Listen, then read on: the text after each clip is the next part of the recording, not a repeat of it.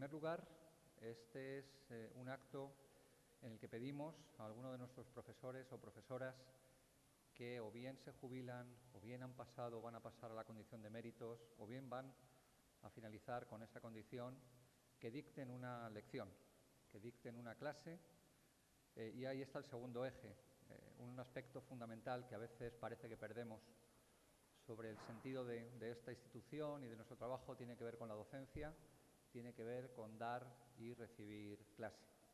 Por tanto, nos parecía que, así como hace algunas semanas despedíamos en la ceremonia de grados a estudiantes que ya habían terminado su paso por aquí, o esta tarde tenemos el encuentro alumni con estudiantes que ya lo fueron y que ahora ocupan distintas actividades y negocios y demás en su vida, y que tiene que ver en parte con la formación aquí recibida, nos parecía también importante abrir el curso al tiempo que cerrábamos algunas de estas trayectorias, al menos en lo que a la docencia activa se refiere. Sabéis también que cada uno de los años en los que hemos venido haciendo esto, hemos pedido a una persona de cada uno de los 4 departamentos que conforman la facultad que asuma esta responsabilidad. En este caso se lo propuse al profesor Tomás Nogales, y le agradezco mucho que aceptara, en su nombre entiendo, también en el departamento y también en el de toda la facultad. Pero no quisiera pasar por alto algunos nombres más que estarían en unas condiciones similares a las del propio Tomás. Por un lado, la profesora María Jesús Fuente, que pasa a la condición de emérita; el caso del profesor Manuel Vidal, que deja de ser profesor honorífico; y el caso de otros 2 profesores que adquieren a partir de ahora su condición de honoríficos, como son el profesor Francisco Alisi y el profesor Jorge Urrutia. Creo que es importante reconocer también estas trayectorias y, aunque sea con un acto modesto, como pueda ser este, darles las gracias por todo el trabajo y por todo el tiempo que han compartido con nosotros. Doy también las gracias, como es natural, a las autoridades que nos acompañan, tanto al vicerrector como a la decana de Ciencias Sociales y, por supuesto, como decía antes, al propio Tomás.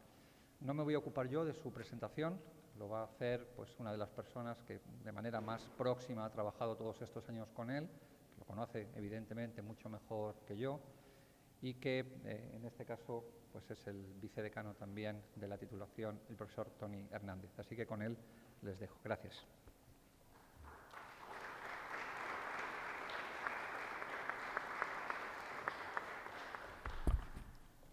Muchas gracias a todos. Muchas gracias al decano por ofrecerme el honor de presentar a quien yo considero un compañero, pero sobre todo un amigo. El profesor Tomás Nogales Flores es doctor en Filosofía y Letras, la sección de Historia. Ha sido profesor en la Universidad de Extremadura, en la Universidad de París 8 y en nuestra universidad, a donde se incorporó en el año 1992. Hace ya 27 años al Departamento de Biblioteconomía y Documentación.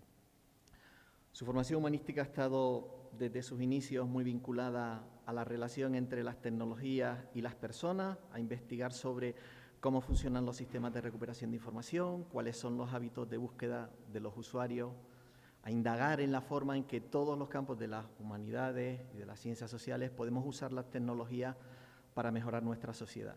En la Universidad de Extremadura, Tomás fue responsable del Servicio de Informática y del Servicio de Teledocumentación para el Distrito de Cáceres, cuando aún no habíamos oído ni hablar de Internet. Todas sus publicaciones han estado relacionadas con las tecnologías, la documentación y las personas que la utilizan, o los usuarios, porque ahora también las utilizan los robots y otro tipo de dispositivos. Hacer las cosas fáciles y accesibles ha sido su consigna laboral y personal, diría yo. Y detrás de esta idea subyace un gran esfuerzo para que lo tecnológicamente complejo no se perciba o impida su uso. Ha sido director del Grupo de Investigación Tecnodoc, ha ayudado en los procesos de digitalización y transformación digital de importantes organizaciones, los fondos históricos de la Fundación del Real Madrid, de JUET, la compilación de las normas del Mercosur, la digitalización de billetes de loterías y apuestas del Estado, Bankinter, Fenosa, Ministerio de Hacienda y algunas cosas más. Su compromiso con la universidad ha sido siempre muy generoso. Quienes le conocen saben que Tomás en Getafe era de los que empezaba cada día su jornada a las 9 de la mañana y apagaba la luz de su despacho a las 9:30 de la noche, cuando ya los pasillos están oscuros y solo es posible salir de la universidad por el garaje sin llamar a seguridad. Ha sido director, ha sido secretario de su departamento, vicedecano de los estudios de documentación y director de lo que hoy es el máster en Bibliotecas, Archivos y Continuidad Digital durante muchos años, y yo diría siempre trabajando para todos. En lo personal siempre ha sido una persona abierta, cercana y muy curiosa, de lo más parecido a lo que yo conozco, a lo que yo definiría como un hombre del Renacimiento. Si ahora le preguntase por las capitales de los 52 estados de Estados Unidos, solo Tomás, quizás unos pocos, levantarían la mano. Tomás se sonríe, porque no son 52, son 50, ¿verdad, Tomás? Les aseguro que sería capaz de acertarlas todas ahora mismo. Pero da igual, le podéis preguntar por ríos de Vietnam, de Ucrania, por las constelaciones o casi por lo que queráis. Tomás nunca ha dejado de ser para todos una caja de sorpresa. Más allá del dato, es la mirada que buscábamos muchos compañeros cuando necesitábamos volver a enunciar el principio de Arquímedes, la fórmula química del alcohol, el teorema de Pitágoras, el nombre de la última hija de Isabel la Católica, el nombre de algún rey importante de Vietnam o la relación entre la Vía Láctea y la galaxia de Andrómeda. Ya estoy acabando. Tomás siempre se ha declarado fan de Carl Sagan, uno de los divulgadores de la ciencia más importantes del último siglo. Decía Carl Sagan que cuando nuestros genes no pudieron almacenar toda la información necesaria para la supervivencia, inventamos lentamente los cerebros. Pero luego llegó el momento, hace quizás 10.000 años, en el que necesitamos saber más de lo que podía contener adecuadamente un cerebro. De este modo, aprendimos a acumular enormes cantidades de información fuera de nuestros cuerpos. Según creemos, somos la única especie del planeta que ha inventado una memoria comunal que no está almacenada ni en nuestros genes ni en nuestro cerebro. El almacén de esta memoria se llama biblioteca. Fin de la cita. Hipatia fue, no en vano, el nombre que le puso Tomás al primer servidor web que tuvimos en el departamento. En estos días en los que sentimos que el clima está cambiando, déjenme casi acabar con otra cita de Sagan, nuestra inteligencia y nuestra tecnología nos ha dado el poder de afectar el clima. ¿Cómo usaremos este poder? ¿Estamos dispuestos a tolerar la ignorancia y la complacencia en asuntos que afectan a toda la familia humana? ¿Valoramos las ventajas a corto plazo por encima del bienestar de la Tierra o pensaremos en escalas de tiempo más largas con preocupación por nuestros hijos y nuestros nietos para comprender y proteger los complejos sistemas de soporte vital de nuestro planeta? Ojalá todos pensemos en escalas de tiempo más largas. Tomás, ahora que vas a disponer de más tiempo, cuida de nuestra Tierra, sigue haciendo fotos, continúa jugando, recuerda a los amigos que dejas en esta casa, sus discusiones que finalizan entre risa. Disfruta de tu mejor obra, tus hijos y los nietos que vendrán, no seas impaciente. Tomás, la vida da muchas vueltas, pero las vueltas dan mucha vida, como te gusta decir a ti. Sabemos que eres un disfrutón, disfruta pues tanto como has trabajado para esta universidad, es tu tiempo. Ojalá nos cuentes cuáles son tus tecnologías. El título de su conferencia es Mis tecnologías de la información y la comunicación. Tomás.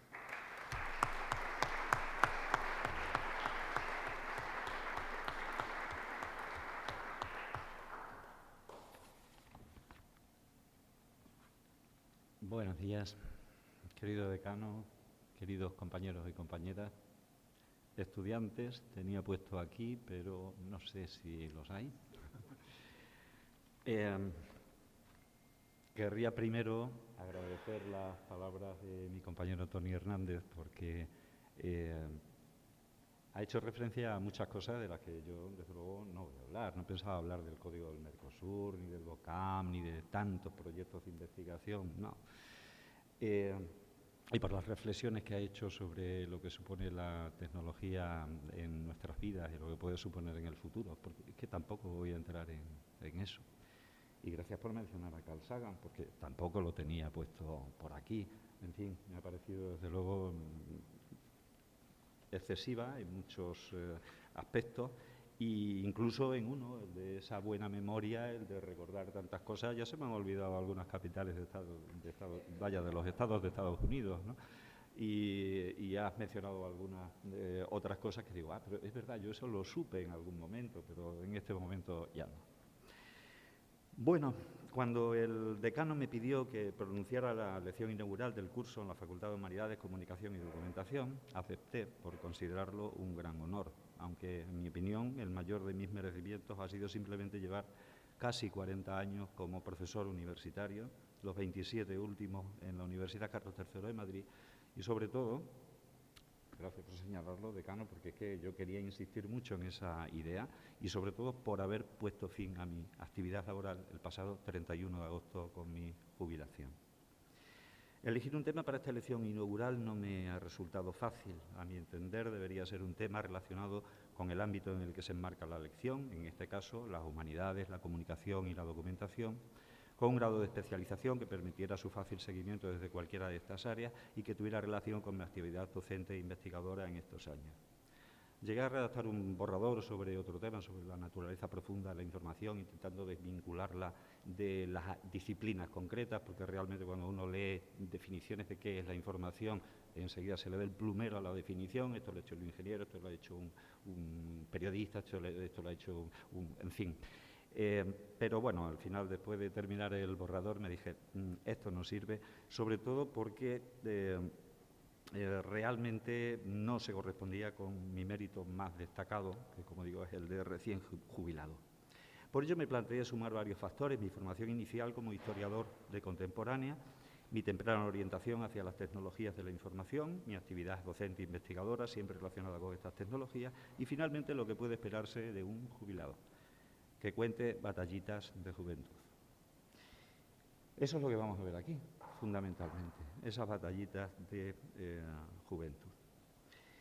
Esa suma de historia, tecnologías, batallitas, daba como resultado Mis tecnologías de la información y las comunicaciones, título de esta lección que repasa una historia muy personal de las tecnologías de la información en estos últimos 40 años.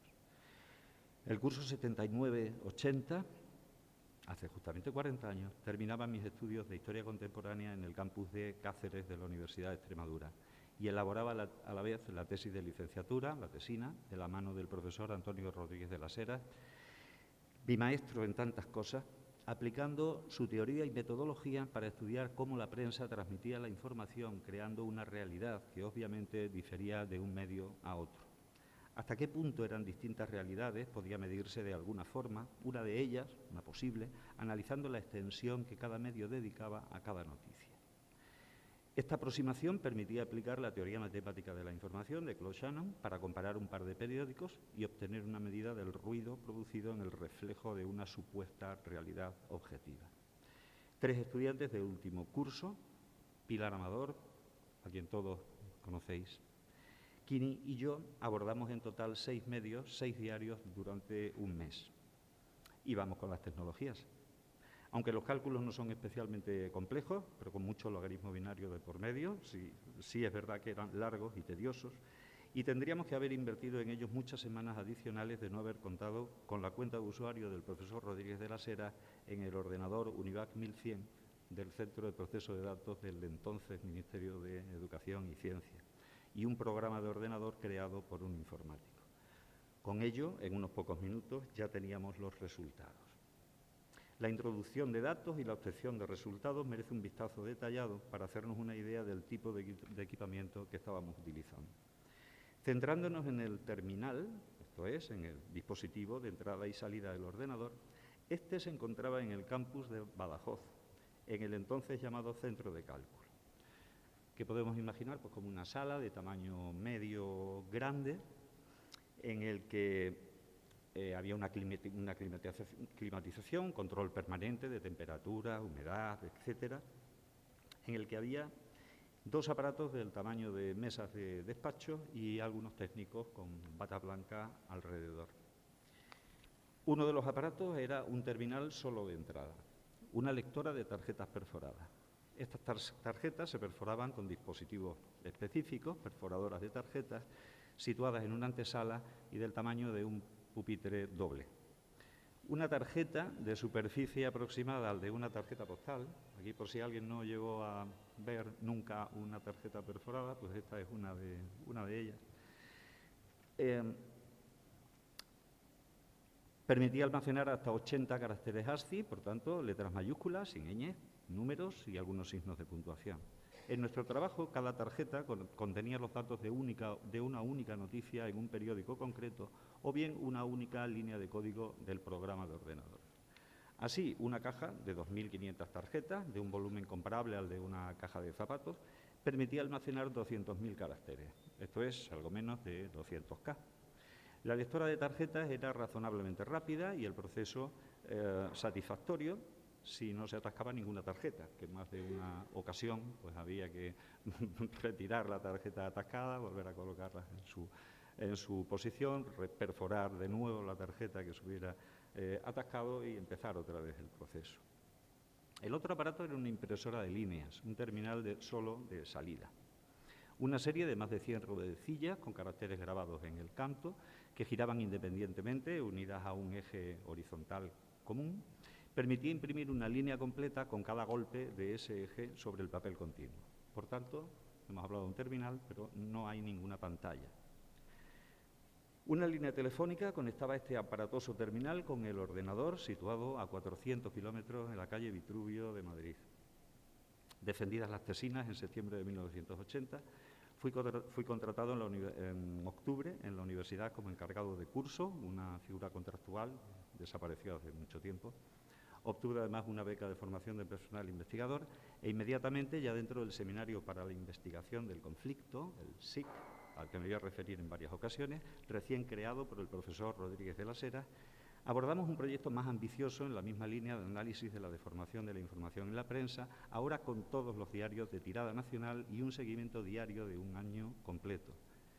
Cada día se grababan unas 400 tarjetas, los 6 días a la semana que salían los diarios a la calle, en total unas 120.000 tarjetas, toda una estantería de cajas, unos 10 megabytes de datos, muy poquito cuando hoy estamos acostumbrados a trabajar con gigas o con teras de datos.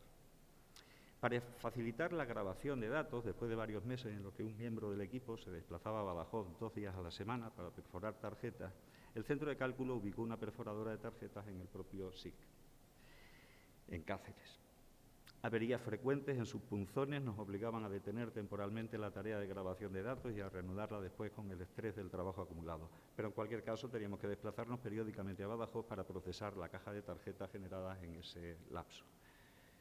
Y bueno, como no hay estudiantes, creo que se puede hacer un comentario, un pequeño paréntesis sobre que es cierto que en alguna ocasión gastamos alguna broma a algunos de los compañeros que, intrigados por la máquina que teníamos por allí, nos preguntaban qué era y era fácil hacerles una broma. La memoria que tenía la perforadora de tarjetas era solamente la de una tarjeta, es decir, podía almacenar el contenido de una tarjeta. Bien, pues almacenábamos una respuesta para una pregunta que tecleábamos delante de la persona que había preguntado qué era aquello. Tecleábamos la pregunta, le dábamos al botón para imprimir la tarjeta memorizada y veía sorprendido que salía la respuesta a la pregunta que le habíamos hecho. Entonces, bueno, luego aclarábamos, obviamente, que se trataba de una broma, que ni era un terminal de un ordenador sabelotodo y que tampoco pues, era el propio ordenador, superordenador que la gente pensaba al ver que había conseguido dar esa respuesta. Bueno, la disponibilidad del ordenador unidad del Ministerio para labores de investigación era además reducida, ocupado también en procesar nóminas, matrículas y actas, lo que a veces suponía varios días de espera. Y finalmente era también un inconveniente la disponibilidad del programador para hacer modificaciones del programa cuando queríamos introducir una nueva funcionalidad o un nuevo indicador. Cursos de Fortran y de Pascal que realizamos ese curso en Badajoz me permitieron introducir algunas modificaciones sin espera innecesarias. Entre otras razones, estas que he señalado nos impulsaron a ir buscando otras soluciones. Voy a decir muy brevemente, el primer experimento fue una calculadora programable, que aparecían entonces en el mercado, una Hewlett Packard, en notación polaca inversa. Miro a Carlos porque me imagino que le deben sonar bastante más estas cosas, con una limitadísima capacidad para almacenar un programa, pero que, derrochando optimización, conseguimos meter lo suficiente en un programa para que pudiera hacer los cálculos relativos a todo un día de perforación de datos, de introducción de datos. tenía un problema. Cuando introducíamos los datos no podías confundirte en ninguno, porque como te confundieras en uno tenías que empezar otra vez a meter toda la serie completa de datos para luego poder someterla a proceso. Así que se quedó en un experimento, no era una solución. Sabíamos de la existencia de los entonces llamados microordenadores, un paso más allá en la reducción de tamaño y precio de los miniordenadores que hasta entonces podían solucionar las necesidades informáticas de organizaciones de tamaño medio. Un microordenador con sus periféricos básicos tenía el coste aproximado de un coche mediano. Estudiamos la oferta del mercado, apenas 5 marcas, por tanto 5 modelos, y algunos con funcionalidades claramente insuficientes. Y la elección, en mayo de 1981, recayó en el Apple II. Su compra ya fue un problema por 2 razones. La primera, ¿dónde comprar un ordenador cuando aún no existían tiendas de informática ni de electrónica? Lo encontramos en Madrid, en una tienda de instrumentos musicales, quizás porque algunos de estos instrumentos también tenían circuitos electrónicos, al margen de que también tuvieran teclados. El segundo problema era que se trataba de un tipo de equipamiento no homologado por la Administración y que, por tanto, no podía comprarse con el presupuesto complementario de las becas de formación de personal investigador que teníamos 2 de los miembros del SIC.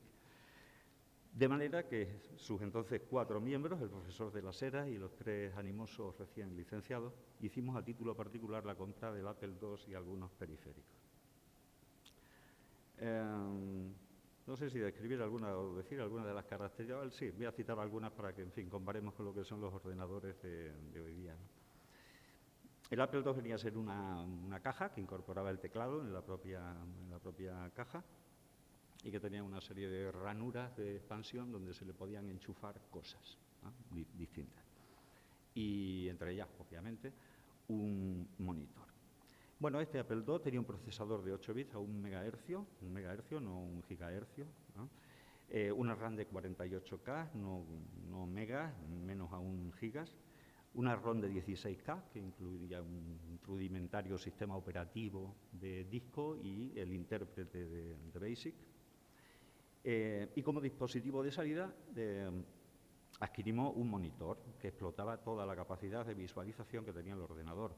Por tanto, nos valía un monitor monocromo, verde y negro, que representaba 24 líneas de 40 caracteres, sin minúsculas, un modo así llamado de alta resolución, fascinante, el único equipo que lo tenía, 280 por 192 píxeles, que permitían representar gráficos, por supuesto, monocromos.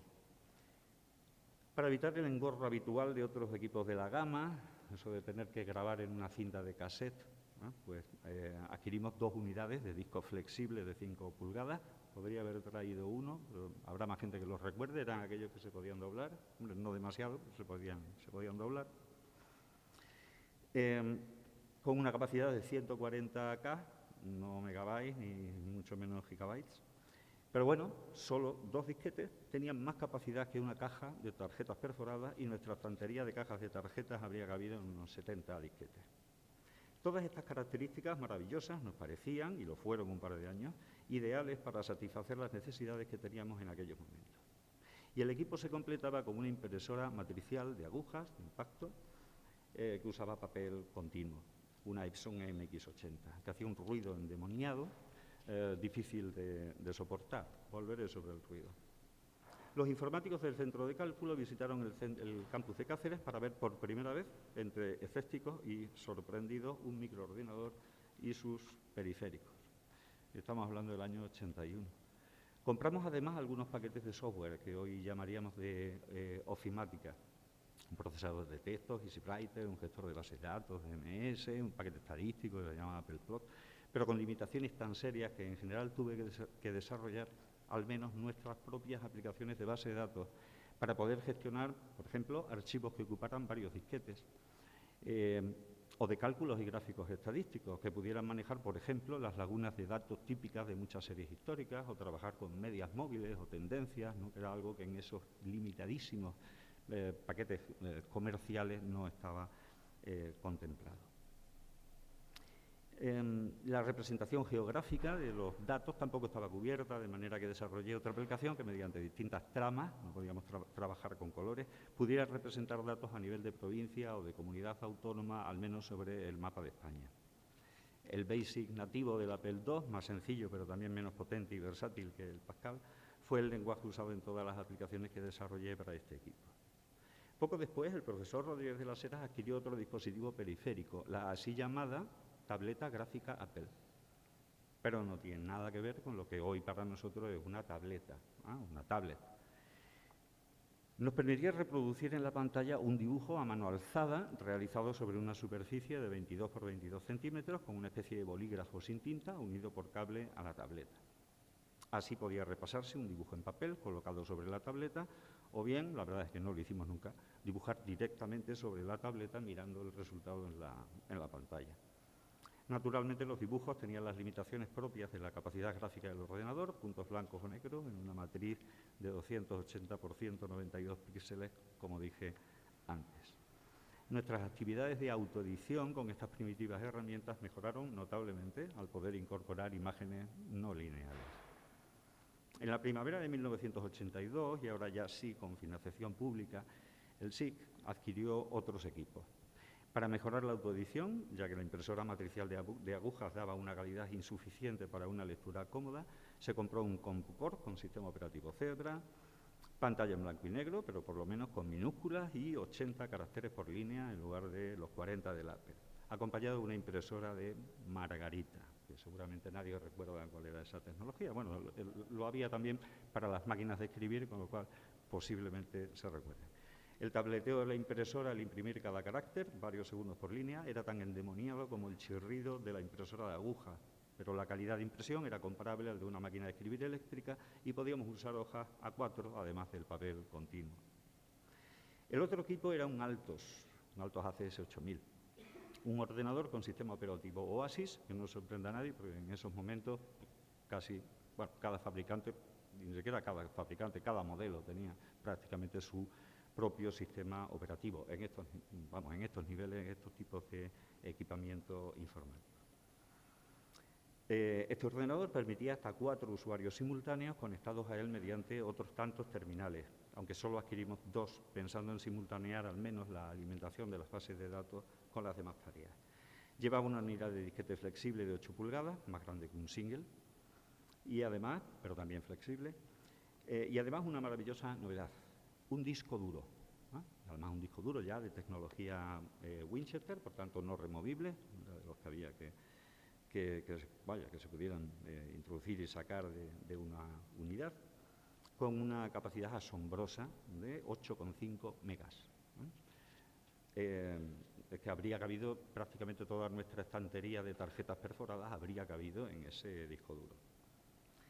Iba a ser el equipo que soportaría las muchas bases de datos que estábamos creando, por citar algunas, de publicaciones periódicas extremeñas, de resultados electorales en Extremadura, de antropología de las urdes, de masones españoles y un largo etcétera. Una impresora de aguja más rápida que la que he citado antes, de carro también más ancho, por lo tanto de papel continuo más ancho, nos permitiría obtener listados de resultados de la consulta de estas bases de datos, pero otra vez con unos chirridos insoportables. Mi insistencia en el ruido infernal de estas impresoras no es casual. A sugerencia de los moradores de despachos próximos, tuvimos que cubrir con planchas de corcho las paredes e incluso el suelo de la sala y encargar cubiertas ad hoc para encerrar dentro de ellas las impresoras.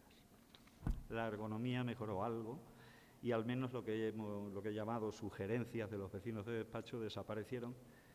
Yo creo que gracias a su comprensión de que estábamos haciendo todo lo posible por no molestar. Un tercer equipo era especialmente espectacular, un plotter de sobremesa Watanabe. Sobre un papel de hasta A3 colocado en horizontal, un brazo mecánico trazaba líneas o puntos con hasta 6 plumas diferentes, pequeños rotuladores de distintos colores, a una velocidad de 5 centímetros por segundo. Venía sin software, solo con la indicación de qué instrucciones debía recibir para que el brazo tomara o soltara una pluma y para que se moviera sobre el papel de un punto a otro con la punta de la pluma apoyada o levantada. Puesto que su función iba a ser la de representar gráficos estadísticos, tuve que reescribir la aplicación que desarrollé para el Apple II, que con su limitadísima resolución de 280 por 192 daba poco juego, salvo para series cortas de datos o para datos bastante agregados. Sobre papel A3, A4 o A5, la sensibilidad, la nominal del plotter de 1/10 de milímetro, posibilitaba la representación de gráficos de notable complejidad y detalle, aunque en ello debiera invertir bastantes minutos. Me estoy deteniendo en la descripción de estos equipos, que me parece más divertida, aunque mi labor fundamental estribaba en la programación de las aplicaciones específicas que requerían los diversos proyectos de investigación, unos liderados por el profesor Antonio Rodríguez de las Heras y otros en los que colaborábamos, por ejemplo, con Mauricio Catani del CNRS francés o de José Antonio Ferrer Benimeli de la Universidad de Zaragoza, que era el que estaba haciendo estos estudios sobre historia de la masonería española. Incluso tuve que tocar algo de hardware, soldando las conexiones adecuadas para que un cable RS232 de 25 pines permitiera conectar el puerto serie del Apple II con uno de los puertos del Altos, permitiendo traspasar datos de uno a otro. En 1984 aparece el Apple Macintosh, una revolución en el mundo de la informática al incorporar como exclusivo modo de trabajo una interfaz de usuario basado en ventanas, iconos, ratón y puntero, lo que se dio en denominar entorno Win. Una RAM de 128K que doblaba la de los ordenadores del momento, una resolución gráfica mucho mayor, 512 por 370 píxeles, que la pantalla era un monocroma, y el tamaño de 9 pulgadas, que entonces nos parecía un tamaño pues, muy razonable. La única disquetera admitía disquetes ya no flexibles, ¿no?, sino los de 3,5 pulgadas que todos hemos conocido. Bueno, a lo mejor no, pero siempre tenemos ahí el icono de ese disquete en la función de guardar de cualquier aplicación. Tenían inicialmente una capacidad de 400K, que pronto se doblaría en siguientes modelos. El profesor Rodríguez de las Heras adquiere personalmente uno y nos queda claro que las tareas de autoedición deben quedar en ese entorno que permite, entre otras cosas, integrar texto e imagen en el mismo documento.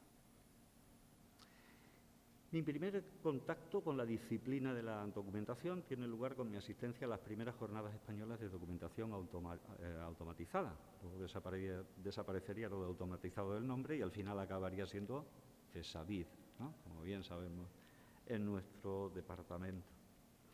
Se celebraron en Madrid en noviembre de 1994.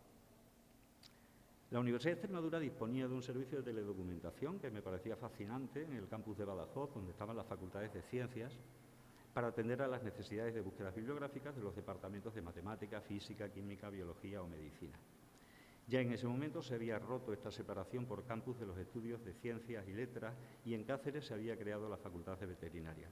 Si los departamentos de Derecho, Filosofía y Letras apenas usaban las bases de datos existentes y disponibles en el servicio de teledocumentación, en cambio, los de Veterinaria, en sus vertientes de sanidad animal y tecnología de los alimentos, hacían un uso intensivo y para evitarles los continuos desplazamientos a Badajoz, la universidad decidió montar en el campus de Cáceres un servicio equivalente al de Badajoz.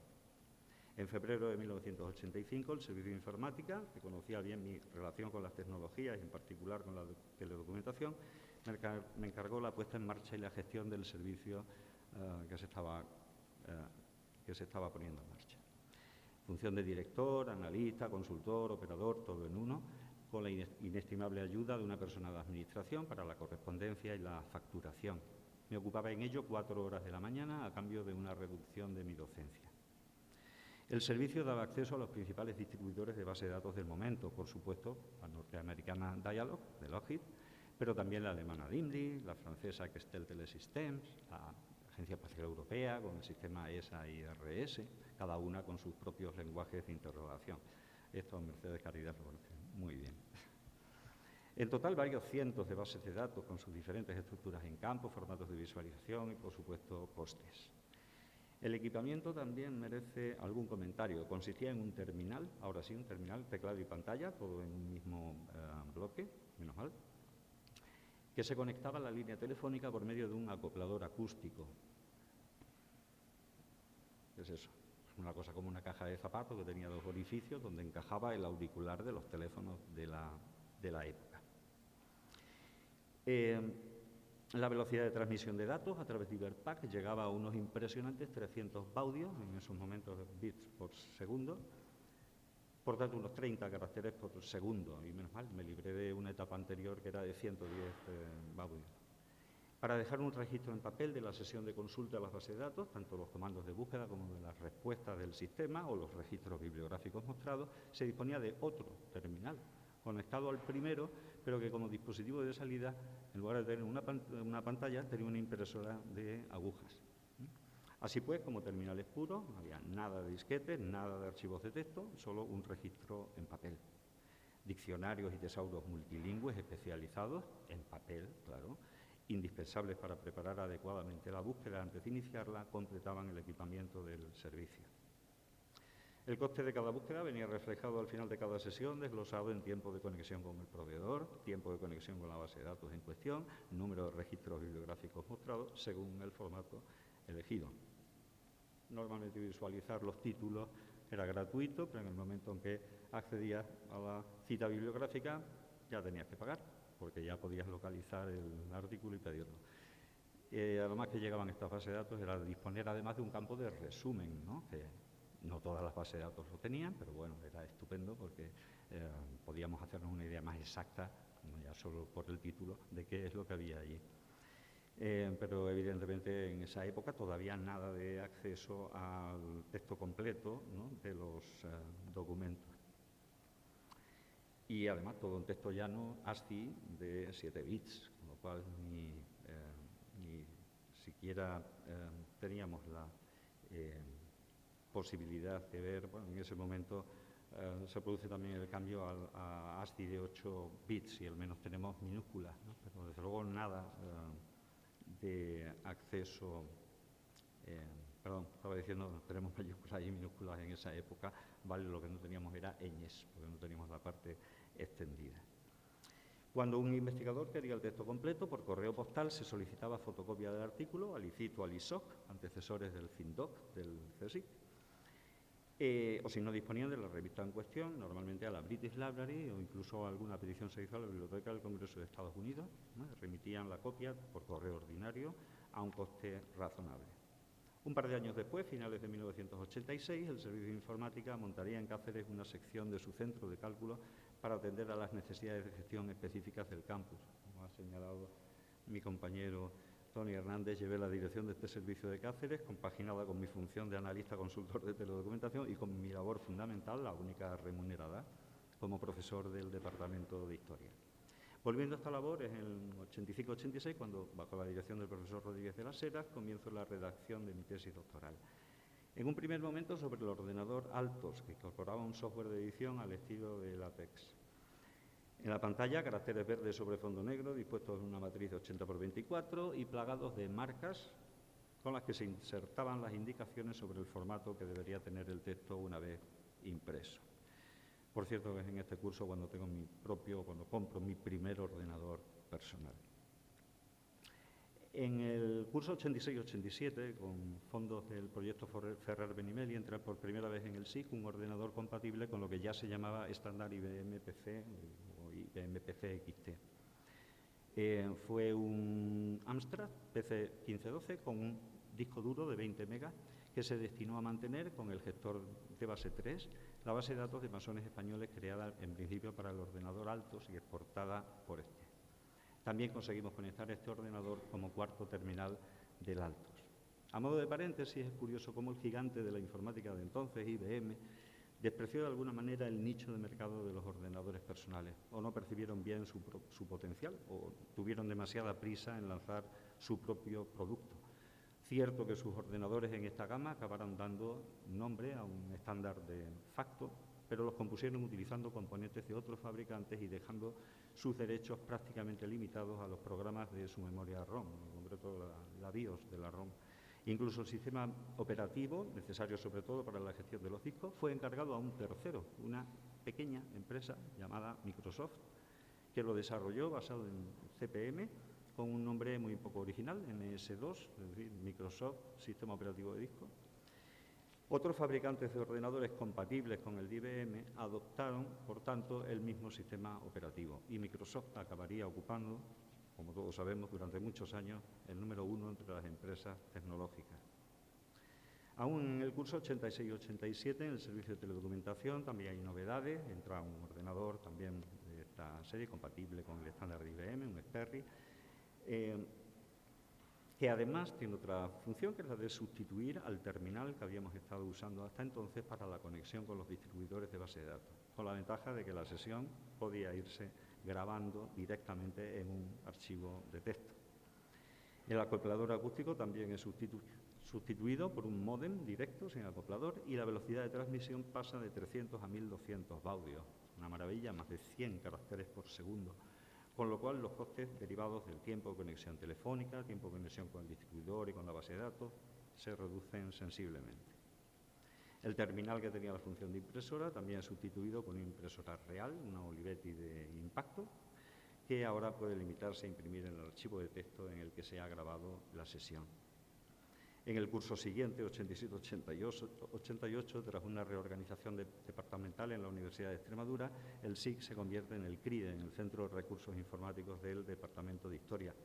Y ahora, con financiación, sí, de la Administración Regional, se renueva en gran medida el equipamiento con la entrada de diversos ordenadores 4 Macintosh Plus, ya con 1 MB de RAM, discos de 800K y un Macintosh 2 recién lanzado al mercado, también con RAM de 1 MB, un enorme disco duro de 40 megas, pantalla también enorme, 12 pulgadas, y no menos enorme resolución de 714 por 420 píxeles.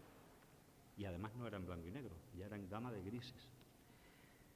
Ya se podían comprar con monitor en color, pero la verdad es que el precio del monitor en color en ese momento era prohibitivo.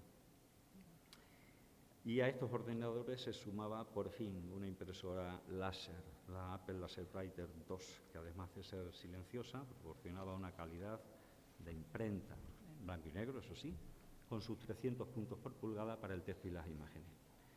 El equipamiento se completaba con un escáner de sobremesa AGFA S200 de 300 puntos por pulgada y por fin la autoedición alcanzaba la calidad que soñábamos 6 años atrás, aunque aún no pudiéramos incorporar color en la impresión. Todos estos ordenadores se conectaron entre sí en una red local, Apple Port, que permitía conectar también al único PC y mediante las conexiones físicas del PC con el Altos y del Altos con el Apple, teníamos una rudimentaria compatibilidad de 4 sistemas completamente diferentes, pero que permitía al menos el trasvase de datos y texto entre cualesquiera de ellos. Así, entre otras cosas, pasé lo que llevaba redactado de mi tesis doctoral en el Altos al mucho más cómodo y flexible entorno gráfico de usuario del Macintosh, con tratamiento de texto WYSIWYG. Por estas fechas adquirí mi segundo ordenador personal, esta vez un Apple Macintosh SE, con el mismo aspecto de un Macintosh Plus, pero que ya llevaba un disco duro, y que me sirvió y me acompañó a todos sitios durante muchos años. Puede parecer mentira, pero todavía funciona. Parece que entonces lo de la obsolescencia tecnológica no estaba muy desarrollado, estábamos flojos en ese terreno.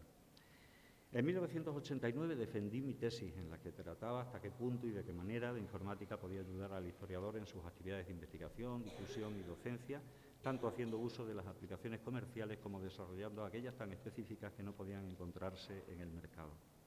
Un tercer tomo de la tesis, que contenía los apéndices, recogía, entre otras cosas, el código fuente de más de 20 aplicaciones originales, las más interesantes de las que desarrollé a lo largo de esos años para los diversos equipos escritas en diversos lenguajes, ¿no? Varios dialectos de BASIC, en Pascal, en exec, en fin. Esta es la época, estamos hablando de 1989, en la que Fundesco, la Fundación para el Desarrollo de la Función Social de las Comunicaciones, está gestionando y promoviendo el proyecto IRIS, que había arrancado en 1988, derivado del Plan Nacional de I+D, para introducir Internet en las universidades españolas, y que luego, ya en 1991, se convertiría en Rediris. Varios miembros del SIC asistimos, junto con el profesor Rodríguez de la Sera, a una reunión en Fundesco. Se hablaba de muchas cosas, se deletreaban muchas siglas, un TCP/IP, OSI, X400, X500, DNS, Telnet, HTTP. Solo el correo electrónico, el email, me era familiar. El proyecto IRIS había proporcionado a las universidades direcciones de correo electrónico para facilitar las comunicaciones entre ellas. A la Universidad de Extremadura le dieron 2 buzones, uno para el campus de Badajoz y otro para el campus de Cáceres. Y puesto que el acceso requería de conexiones a redes de datos, se ubicaron en los respectivos servicios de teledocumentación. Cuando llegaba un mensaje, habitualmente para el rector, para el secretario general, para el gerente, Debía imprimir el mensaje y llevarlo en mano al destinatario. Afortunadamente no era difícil porque el servicio de documentación estaba en el mismo edificio del rectorado. En el curso 91-92 pasé mi año exterior como ayudante doctor fuera de la Universidad de Extremadura. El primer semestre en la Universidad de París 8, como he mencionado ya también, tanto el decano como Tony Hernández, ¿no? Donde mi relación con la informática y las tecnologías de la información solo tuvo como experiencia sobresaliente la constatación de que en el ámbito de las humanidades, al menos en los estudios hispánicos, donde yo estaba, tampoco allí se hacía un uso extendido de estas tecnologías. Una sala con varios Macintosh de uso libre para los profesores que siempre encontré vacía cuando acudía allí para imprimir algún material docente para las 3 asignaturas que impartía. El segundo semestre lo pasé en la Universidad Carlos III de Madrid para colaborar en un proyecto del profesor Antonio Rodríguez de las Heras. Este llegó pocos años antes con la puesta en marcha de la universidad, encargado por el rector fundador Gregorio Peces Barba de arrancar y organizar en principio los cursos de humanidades, actividad a la que se incorporó también Pilar Amador.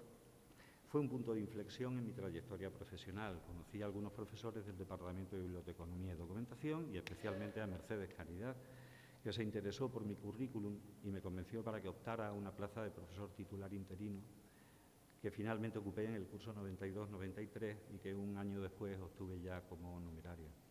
Era una universidad sorprendente, en comparación con mi universidad de procedencia y con casi todas las demás universidades.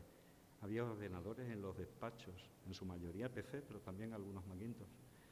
Había aulas informáticas de uso libre por los estudiantes, salvo cuando se estaban impartiendo clases prácticas, y en una época en que pocos estudiantes llegaban a la universidad habiendo tocado previamente un ordenador. Cada profesor tenía una cuenta de correo electrónico personal. La biblioteca tenía un OPAC, catálogo público de acceso en línea, en vez de fichas de papel, como en mi universidad. Y ofrecía un acceso, mi universidad de origen, y ofrecía un servicio de acceso a base de datos al estilo del servicio de teledocumentación. Y estos servicios estaban soportados en servidores propios de la universidad. Seguro que muchos de nosotros recordamos a Elrond, Sauron o Gandalf, entre otros muchos, como algo más que personajes del Señor de los Anillos. Y aún más fascinante, todos los equipos podían conectarse a Internet. La Carlos III había obtenido una de las últimas redes de tipo B que se adjudicaron completas. Todas las direcciones IP públicas, más de 64.000, que comenzaban por 163-117. Recuerdo con qué placer instalaba en el ordenador de mi despacho, entonces un Macintosh Performance, las aplicaciones cliente para acceder a los distintos tipos de servidores del momento. Un cliente de Telnet, terminal remoto para conexiones remotas con otros ordenadores, ¿no? Podía utilizarse muy bien para consultas de base de datos, especialmente los PACs de todas las bibliotecas del mundo, ¿no? No solo accedíamos a nuestra propia biblioteca, sino que podías acceder, por ejemplo, a la biblioteca del Congreso de Estados Unidos. La aplicación HiTelnet permitía localizar uno concreto entre miles de estos servidores y lanzar la conexión automáticamente. El cliente FTP, al margen de su uso general para la transferencia de ficheros entre cliente y servidor, permitía acceder a servidores públicos de ficheros donde podían descargarse sobre todo aplicaciones, pero también imágenes, sonidos, vídeos y texto. Y si no sabíamos dónde localizar algo, para eso estaba Archie, en la que hacías una búsqueda y te localizaba dónde podías encontrar una determinada aplicación. Un cliente de correo POP facilitaba sensiblemente el uso del correo electrónico y permitía mantener en el ordenador local los mensajes organizados en carpetas, dejando el servidor solo como buzón de entrada. Un cliente de News permitía suscribirse o simplemente entrar y participar en los miles de foros de Usenet, que ya por entonces empezaban a mostrar problemas diferentes, como por ejemplo el spam, que es donde primero se detecta.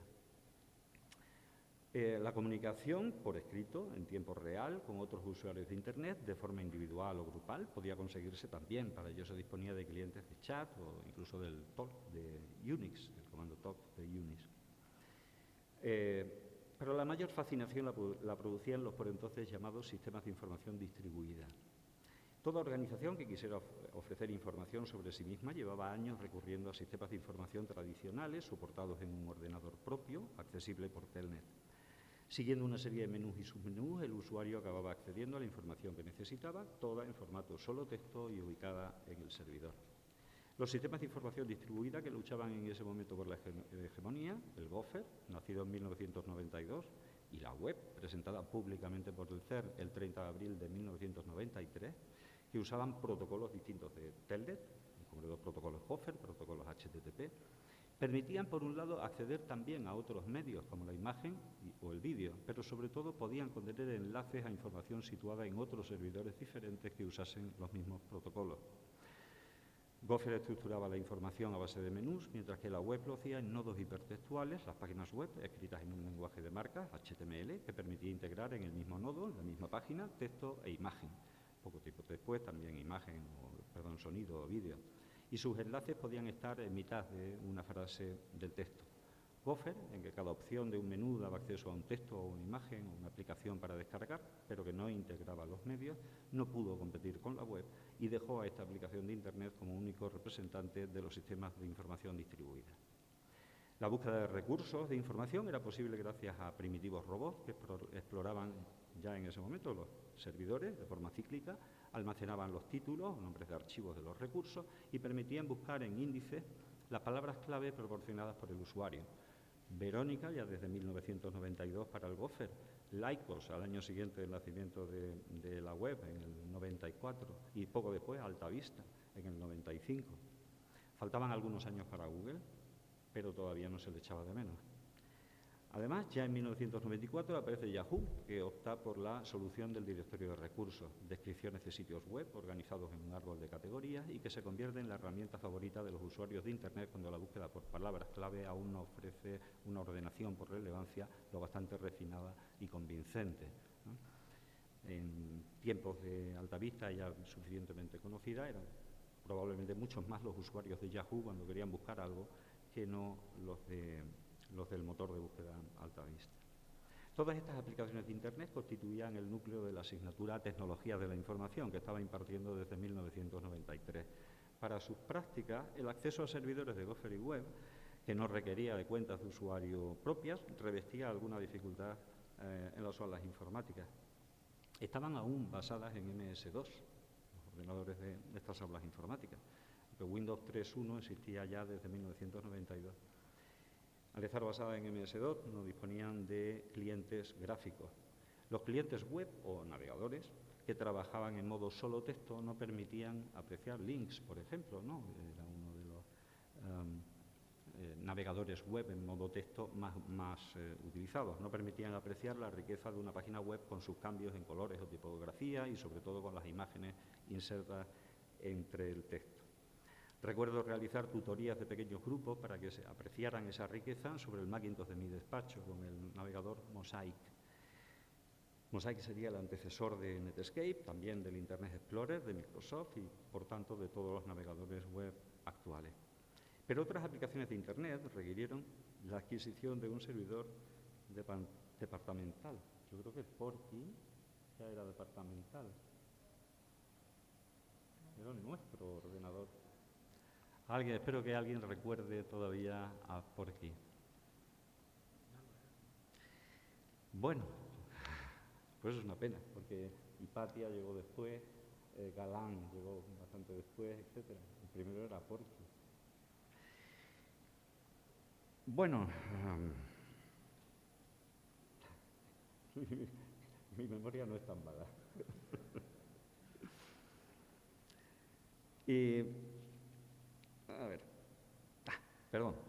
Bueno, este primer servidor, por aquí, era capaz de soportar cuentas de correo electrónico, de Telnet, de FTP identificado, que asignábamos a los alumnos para que pudieran practicar con estas aplicaciones que requerían de una autenticación previa. Además, este y otros servidores que adquirimos en proyectos posteriores podían soportar aplicaciones de automatización de bibliotecas necesarias en varias asignaturas, como las impartidas por mi compañera Virginia Ortiz. Hacia 1995, con mi compañero Tony Hernández, con otros compañeros del Departamento de Informática de la Universidad, desarrollamos dos maquetas de lo que podría ser un sistema de información de la Universidad Carlos III, una sobre Gopher y otra sobre web. A propuesta del Servicio de Informática, tuve el honor de presentar la maqueta de servidor web ante el equipo rectoral presidido por el rector fundador Gregorio Peces Barba. Recuerdo bien su sorpresa y su entusiasmo al comprobar que podía darse publicidad mundial a planes de estudio, organización administrativa y académica, profesorado, etcétera, y además, mediante enlace, acceder a una información equivalente en otras universidades, ¿no? Y recuerdo en concreto que hizo algunas preguntas y ¿podría saber qué es lo que hay en la universidad de? Y me citaba varias universidades, ¿no? Por ejemplo, algunas italianas especialmente. Poco después se encargó al servicio de biblioteca el desarrollo del primer servidor web de la universidad, que quedó reflejado en su memoria anual de 1996. Ya voy mucho más deprisa, lo prometo, que lo que queda ya son 3 páginas y van 10. A finales de 1995, el lenguaje HTML, el lenguaje de las páginas web, se normaliza en su versión 2.0, incorporando, entre otras cosas, la posibilidad de crear formularios. Y ello revoluciona la web y, como consecuencia, la propia Internet. La página web ya no es solo un nodo hipertextual que se puede leer y que facilita diversos enlaces para elegir por dónde continuar la lectura. Ahora el usuario puede interactuar de una forma más completa, proporcionando al servidor web datos muy diversos, más allá del primitivo mecanismo de formulario que un año antes permitía consultar un motor de búsqueda. Esos datos podían ser enviados por el servidor web a cualquier otra aplicación por medio de un programa pasarela, que a su vez recibía una determinada respuesta de la aplicación y la devolvía al servidor web en forma de página HTML, de página web. A partir de aquí, una inmensa variedad de pasarelas ha hecho que el usuario no sea consciente de dónde termina la web, propiamente las transacciones que siguen protocolos HTTP, y dónde empiezan otras aplicaciones. Por ejemplo, un gestor de correo electrónico, un gestor de base de datos, etc. Todo lo que ve son páginas web en las que se le piden datos, componer un correo, hacer una búsqueda sobre una base de datos, o se le muestran resultados, una lista de mensajes de correo o un mensaje individual, o una lista con los resultados de una búsqueda. De esta forma, la web no es solo un sistema de información de una organización, se ha convertido en prácticamente en una interfaz para cualquier aplicación imaginable, incluida hoy día ya las tradicionales de ofimática. Por ello, al menos en los últimos 15 años de docencia, una de mis batallas ha sido conseguir que los estudiantes distingan Internet de la web y que no caigan en el error que en este mismo año hemos visto en algunos medios informativos, celebrando el 30 aniversario de Internet, cuando estaban haciendo referencia a los primeros escritos de Tim Berners-Lee sobre la World Wide Web en 1989. 1995 también es el año del Windows 95 de Microsoft, por fin un entorno de usuario comparable al de Apple y sus Macintosh, cuando más tarde las aulas informáticas de la universidad se renuevan introduciendo el nuevo entorno gráfico y las pantallas en color, abandonando el MS2 y el blanco y negro. La docencia práctica de la asignatura Tecnologías de la Información mejora sensiblemente. Y los ordenadores portátiles, al menos más portátiles que mi pesado Macintosh SE, empiezan también a generalizarse bajo este sistema operativo, aunque habría que esperar a 2008 para que superasen en ventas a los ordenadores de sobremesa. También en 1995, aunque 10 años después de su invención, comienza su andadura en España la telefonía móvil digital, GSM, que a la conversación telefónica de siempre, disponible, eso sí, en cualquier lugar, añadía la posibilidad de comunicación escrita por medio de mensajes cortos, o SMS. Pocos imaginarían en ese momento que una década después permitirían además el acceso a Internet, y en una década más el acceso a Internet se produciría mayoritariamente a través de estos dispositivos. Adquirí mi primer móvil en 1997, cuando todavía la telefonía móvil e Internet eran dos mundos prácticamente incomunicados. Es también el momento de arranque del uso civil del Sistema de Posicionamiento Global, o GPS, cuyo uso acabaría por generalizarse con la aparición primero de dispositivos económicos pensados para llevar en el coche y luego con su integración de serie en cualquier teléfono inteligente o cualquier vehículo. En los últimos 20 años la tecnología ha irrumpido en nuestras vidas, en lo personal, en lo laboral, a un ritmo vertiginoso. Desde mediados de los 90 los ordenadores se habían abaratado considerablemente, ya eran multimedia, al incorporar de serie la reproducción de audio y vídeo, incorporaron de forma casi estándar un lector de CD. Las compañías de teléfonos ofrecían mediante tarifa plana acceso a Internet, por tanto al menos al correo electrónico y a la web, lo que multiplicaba el atractivo de los ordenadores e hizo que entraran prácticamente en todos los domicilios. Los así llamados portales de Internet ofrecían desde sus servidores web todo tipo de servicios, como correo electrónico, chat, foros al estilo de las news de Usenet, abiertos solo a sus usuarios, noticias de actualidad, un motor de búsqueda de páginas web, un directorio de recursos al estilo de Yahoo, Al finales de la década, del siglo, se desarrolla la tecnología Wi-Fi o Wi-Fi, que junto al uso de las direcciones IP privadas facilita que en un domicilio particular, en una organización, haya varios equipos conectados a un mismo modem router, por tanto, con una sola IP pública, y ello sin necesidad de engorrosos cables de conexión.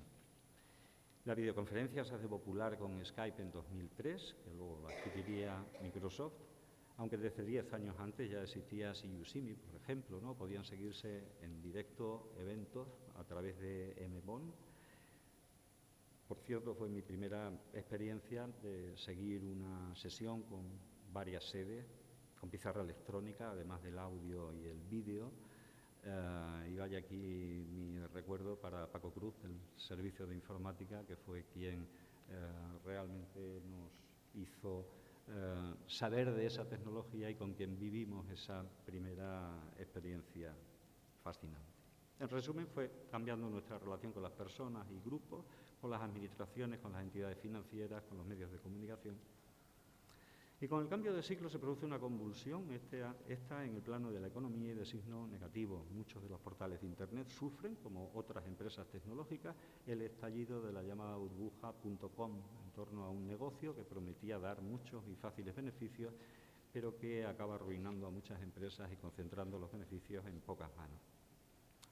Y aprovechando la mención a la empresas, recordar hoy ese acrónimo GAFA, que hace referencia a las 4 grandes empresas tecnológicas en esta segunda década del siglo: Google, Apple, Facebook y Amazon. De Apple ya he hablado bastante a lo largo de esta lección como fabricante de hardware y desarrollador de software más innovador, siempre marcando tendencias, el dedo que señala el camino a seguir en la usabilidad de equipos y aplicaciones. Google, del que hasta ahora solo he citado el nombre, había estrenado su motor de búsqueda en 1998 con un algoritmo basado en la relevancia que superaba ampliamente al de la estrella del momento, que era AltaVista. Desde entonces hasta hoy, como empresa, pues ya sabemos, ofrece todo tipo de servicios tecnológicos imaginables, incluso dispositivos, que a lo largo de los años ha ido introduciendo como productos propios mediante compra, por citar unos cuantos, entre muchas decenas. A quien no les suenan, si no los usan: Gmail, YouTube, Google Maps, Chrome, Android, o en nuestro entorno también, en relación con la documentación científica, y no les suena a Google Académico. Amazon comenzó vendiendo libros en 1995 y hoy, tras un crecimiento lento pero muy estudiado, vende casi cualquier cosa producida en cualquier lugar y que se pueda recibir en un domicilio. No sé si habrá alguien que no haya comprado nunca o que no compre, incluso habitualmente, en Amazon. Facebook, la red social que nació en 2003 y se abrió al mundo en 2006, tiene más de 1.500 millones de usuarios. ¿Y quién, aparte de quien habla, no tiene, o al menos ha tenido, una cuenta en Facebook o en su filial Instagram, ya sea para mostrarse al mundo, ya sea para saber de otros usuarios, o lo más habitual, para las dos cosas? ¿Quién no usa WhatsApp, que apareció en 2009 y fue adquirido por Facebook en 2014? Por cierto, una de las aplicaciones que mejor muestra la imbricación de la telefonía móvil con la propia de Internet. Microsoft, bueno, sería la quinta en discordia y no aparece dentro de esas siglas, ¿no? Pero seguro que muchos de los presentes que tengan un ordenador que no haya fabricado Apple están usando Windows 10 y aplicaciones de ofimática asociadas: Word, Excel, Access, PowerPoint, etc. Por destacar algunos otros detalles de la primera década del siglo, no puede pasarse por alto la aparición de los smartphones. Desde 2000 con las BlackBerry con teclado, hasta 2007 con el primer iPhone y su pantalla táctil, marcando el camino a seguir para el resto de fabricantes que adoptarán este tipo de interfaz, que es el habitual, dispositivos que concentran la mayor parte del tráfico a través de Internet. También merece la pena destacar las redes P2P, P2P, igual a igual, que conectan los equipos de usuarios sin que exista realmente un servidor central, y entre ellas ya en 2000 Napster, en 2001 Kazaa, ambos para el intercambio de archivos de música principalmente, o en 2002 Emule. La batalla legal por la vulneración de los derechos de propiedad intelectual de los archivos transmitidos se hace especialmente dura y determinará el desarrollo de normativas a nivel internacional y estatal. Las redes sociales, estas sí con grandes servidores centralizados, dan origen al término web 2.0 o web social, no una tecnología, sino una forma de uso más interoperable y colaborativa de la web. Entre ellas, por mencionar algunas, la ya citada Facebook en 2006 o Twitter también en el mismo año, con una función en público objetivo bastante diferente y que hoy es omnipresente, ¿no? En cualquier programa de televisión estamos viendo ahí un hashtag, ¿no?, en el que están esperando interacción por parte de los televidentes. También, entre otras más verticales, se podrían citar LinkedIn de 2003 o ResearchGate, pensado para investigadores en 2008. El trabajo colaborativo de esa primera década, no puedo dejar de citar el nacimiento en 2001 de la Wikipedia. En nuestro entorno más próximo, la próxima universidad, y como no podía ser de otra manera, hemos asistido a muchísimos cambios.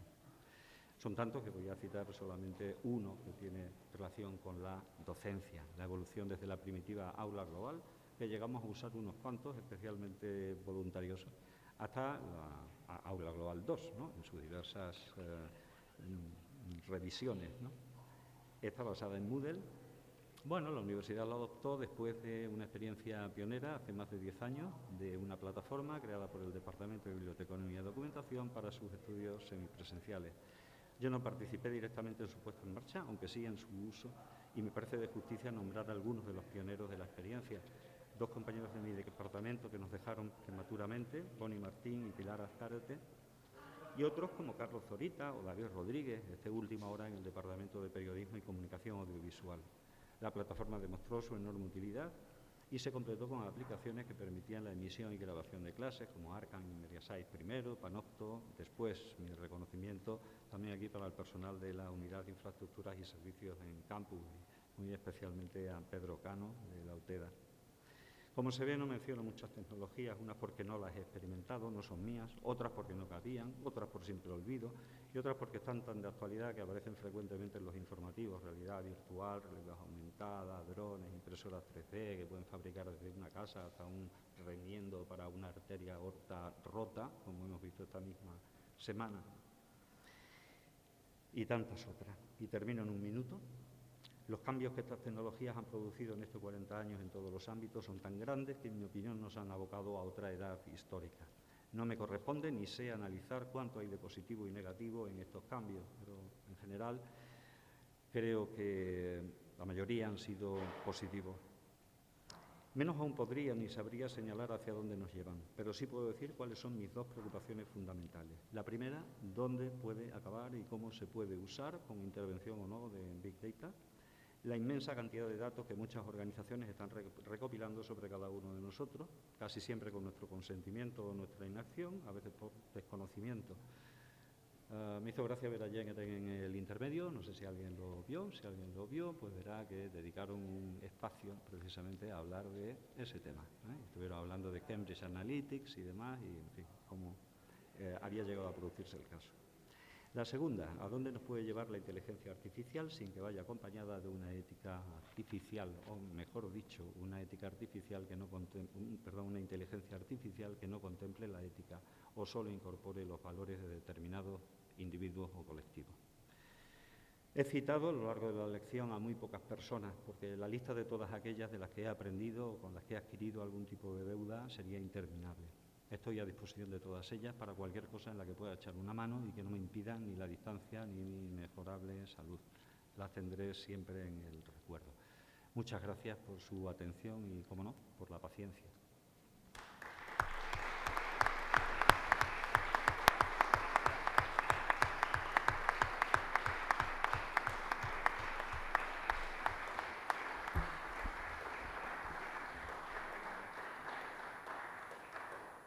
Bueno, muchas gracias al profesor Tomás Nogales. ¿No se oye? Bueno, levanto un poco la voz. Era solamente para agradecerle al profesor Tomás Nogales por esta síntesis que da tanto vértigo, ¿no?, cuando vamos oyendo fechas y prisas y velocidades y posibilidades y limitaciones. Parece que está muy lejos y, sin embargo, está muy cerca. Con esa intervención vamos a cerrar este acto. Les deseo un magnífico curso, un feliz curso, y espero que podamos encontrarnos el año que viene de nuevo, empezando otra vez nuestras clases, nuestra tarea, nuestra actividad. Muchas gracias.